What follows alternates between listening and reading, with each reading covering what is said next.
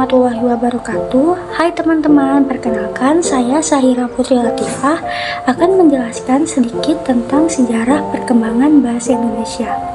Teman-teman, ada yang sudah tahu belum asal-usul perkembangan sejarah bahasa Indonesia dari mana? Kalau belum, simak video ini baik-baik ya. Jadi, bahasa Indonesia itu berasal dari bahasa Melayu yang termasuk di dalam rumpun Austronesia. Dulu nenek moyang kita memakai bahasa Austronesia lalu menyebar ke seluruh wilayah Indonesia. Akhirnya bahasa yang mereka gunakan berkembang menjadi bahasa daerah termasuk bahasa Melayu. Teman-teman pasti ada yang bingung, kenapa sih harus bahasa Melayu? Karena bahasa Melayu itu mudah dipahami dan bahasa Melayu juga sudah dipakai sebagai bahasa perdagangan dari zaman Kerajaan Sriwijaya. Bahasa Indonesia itu nggak langsung menjadi bahasa resmi begitu saja. Ada beberapa momen penting dalam sejarahnya. Ini dia beberapa momen penting tersebut.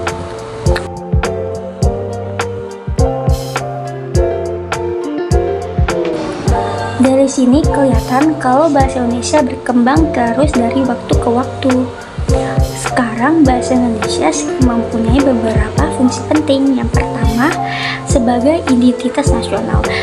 Bahasa Indonesia itu menandakan bahwa kita sebagai bangsa Indonesia.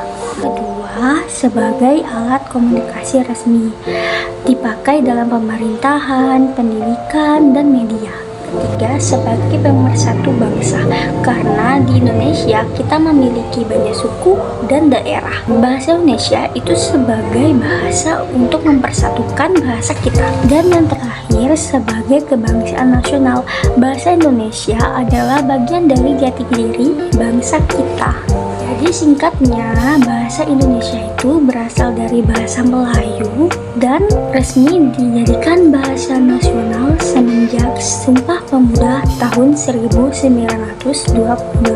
Setelah itu, bahasa Indonesia terus berkembang hingga sekarang dan tetap menjadi alat komunikasi utama di Indonesia. Nah, itu sejarah perkembangan bahasa Indonesia. Semoga bermanfaat dan jangan lupa pakai bahasa Indonesia sebaik-baiknya. Sampai jumpa di video selanjutnya. Bye-bye.